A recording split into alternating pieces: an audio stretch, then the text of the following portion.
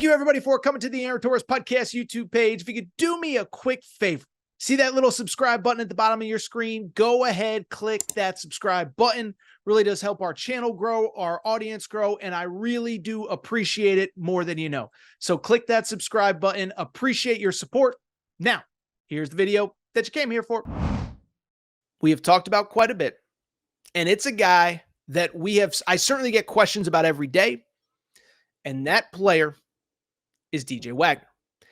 And so Arkansas fans, I think about 2-3 times a day, I get asked about the status of DJ Wagner. So I want to go ahead and give an update on DJ Wagner, but I also bluntly want to be honest with Arkansas fans because I don't want you to get mad at me in the comment section. I don't really think there is a real tangible update, but since you guys ask me about him every day, let's at least talk about him for a few minutes, but don't get mad if I don't give you any new information. There's no late breaking news. There's nothing really to share on DJ Wagner. But ultimately, what I would say is this.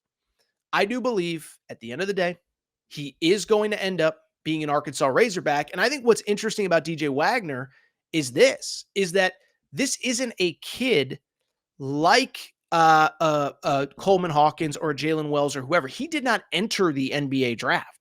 And so because he did not enter the NBA draft, it's not like he could just go pro, maybe get drafted, maybe not, start in the G League. He's got to come back to college basketball unless he wants to go play overseas. He cannot enter the NBA draft. So he's in the portal. I believe he's going to end up at Arkansas. But let's talk a little bit about him and what a time frame looks like and what a potential update could possibly be. First off, and I've said this a million times, so this part is a little bit repetitive, but I think it's worth noting.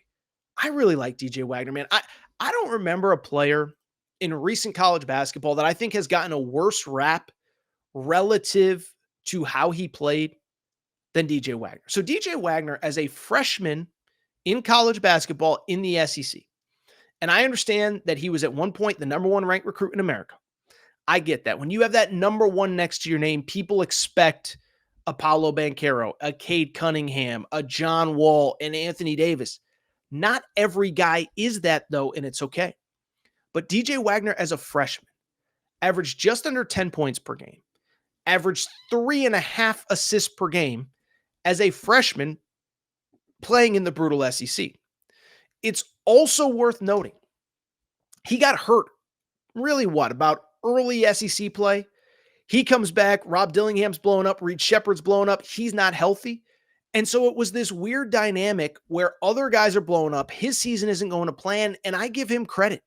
He stuck with the course, he was a good teammate, and I think you give him an offseason, he's comfortable in college basketball, you let him get healthy, I think he has a chance to be really good.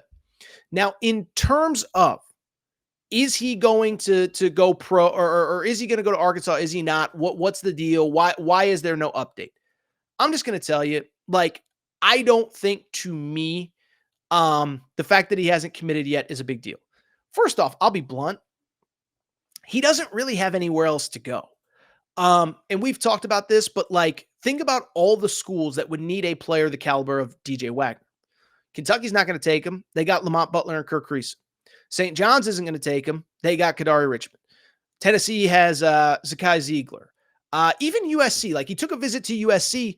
USC has Desmond Claude, okay? Desmond Claude was a commitment from Xavier, who I believe is one of the best guards that has entered the portal. Desmond Claude this year played at Xavier. He averaged 16 points per game this year at Xavier. And so he committed to USC, and he is going to have the ball in his hands at USC. He's a guy that needs the ball in his hands to be successful. So even USC, the other place that DJ Wagner visited, there's not really a spot for him. There was some Florida buzz for a minute. Billy Napier screwed that up. No, I'm just kidding. No, that wasn't on Billy Napier. But they took Elijah Martin from Florida Atlantic. And if you look at Elijah Martin's commitment statement, he was told that he's going to play point guard there. So there's no good option outside of Arkansas. There's the obvious ties, which we have talked about. Obviously, ties to John Calipari. His dad played for John Calipari. His grandfather, Milt Wagner, played with Kenny Payne at Louisville. Milt Wagner was on Kenny Payne's staff at Louisville. If you want to go back in time, Milt Wagner was on John Calipari's staff at Memphis. And so you have the family ties, you have the basketball stuff, and I just don't know where he's going to go that makes sense at this point beyond going to Arkansas. And so I do think he's going to go to Arkansas, and I'm just going to say it. And if it makes me unpopular, I think he's going to be really good. I think he has a chance to be really good for the Razorbacks. And I do think he's kind of a missing piece because I look at the Arkansas situation, and I know anytime I say anything positive about the Razorbacks, oh, John Calipari stinks, and John Calipari's not going to win, and this and that and the other thing. It's okay. Okay, I get it. I understand your stance. But you look at the pieces at Arkansas. John L. Davis is really good. But John L. Davis isn't a point guard. John L. Davis isn't best when he has the ball in his hands creating for others. So I don't think John Calipari wants him to be the point guard. Boogie Fland could be a point guard, but as a true freshman in the SEC, do you want the ball in his hands? I don't think so. And so you get DJ Wagner, all the other pieces at Arkansas start to come together. Now John L. Davis can play off the ball and be very effective and be very good. Boogie Fland doesn't have to be a point guard in the SEC. Carter Knox can play on the wing. Billy Richmond can play on the wing. We'll see if they add more pieces like a Coleman Hawkins. But I think the bottom line is everything comes together when DJ Wagner commits. Don't know when it's going to be, but one thing, and I've said this consistently, DJ Wagner is not a look at me, I'm going to commit on your time frame kind of guy. He is the kind of guy, even when he committed out of high school, he's not a big social media guy. He doesn't have, he doesn't post 10 times a day on Instagram. When he committed out of high school, it wasn't here's my top 5, here's my top 3, Joe Tipton, make me a graphic. As a matter of fact, during his high school recruitment, it was kind of weird. It was kind of the opposite.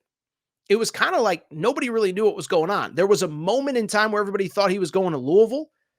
Then there was a moment in time where everybody thought he was going to Kentucky. Then it went dark for like 2 months. And then he ends up being a Kentucky Wildcat. So to me, I do believe DJ Wagner will end up being an Arkansas Razorback. I'll make a prediction. My guess is he commits sometime over the Memorial Day weekend. That's not inside information. That's not me wink, wink, nod, nod. I know it's coming. I just think for him, he's probably just, he's not, I don't think he's taking any more visits. There's no more good options. And I just think he's going to do it over the weekend where it's not a big deal, where he can just focus on basketball, where he can just come in and do his thing. Of course, keep in mind, players are starting to move into campus over the next couple weeks. So he's got to make a decision. My guess is he commits over the weekend. My guess is he ends up being an Arkansas Razorback.